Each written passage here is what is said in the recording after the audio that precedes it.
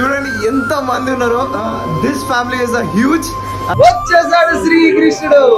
అట్లా చూడండి. జై శ్రీకృష్ణ, జై శ్రీకృష్ణ. ప్రతి ఒక్కరికి thank you so much. Rating లా నాకు జుట్టు పెట్టు. దగ్గర ఒక వీడియోలో ఒక ఫోటో వస్తుంది, టెంప్లెట్ వేసుకుంటాం దగ్గర. సో మాట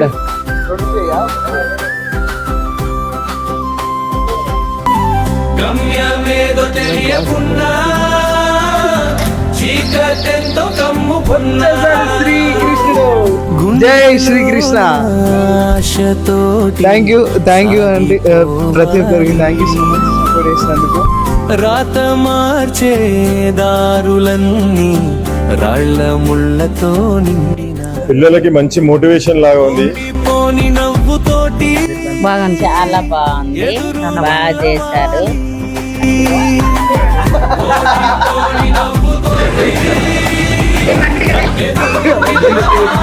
రీచ్ అవుతుందని ఖచ్చితంగా నేను చెప్తున్నాను. ఎందుకంటే ఆయనలో ఉన్నటువంటి ఆ తపన, అది ఇంపార్టెంట్. ఎర్నెస్ట్నెస్ ఉండాలి మనలో, ఆ క్యూరియాసిటీ ఉండాలి.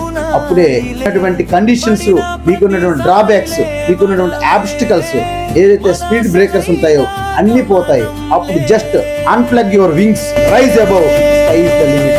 ఒక బిడ్డని చూస్తున్నాను, ఒక కృష్ణని చూస్తున్నాను. భగవద్గీతని రచించినారు. మిలిటరీ సార్ మీరు? మిలిటరీలో మీకు ఎప్పుడైనా చాలా వచ్చినాయి. మిలిటరీలో ఎట్లుంటది అంటే, మిలిటరీ వాళ్ళ పరిస్థితి అంటే బ్రతికుంటే నరకాన్ని అనుభవిస్తారు అనమాట. మేము అక్కడ ఆంధ్రప్రదేశ్ నుంచి, ఇక్కడ ప్రకాశం డిస్ట్రిక్ట్ నుంచి ఇక్కడ హైదరాబాద్కి వచ్చాము. ఇక్కడ 2015 నుంచి 2026 మాకు దేవుడు బాగానే సహకరించాడు. కంపల్సరీ చేరుతుంది. ఎందుకని అంటే వీడియో చాలా బాగున్నది.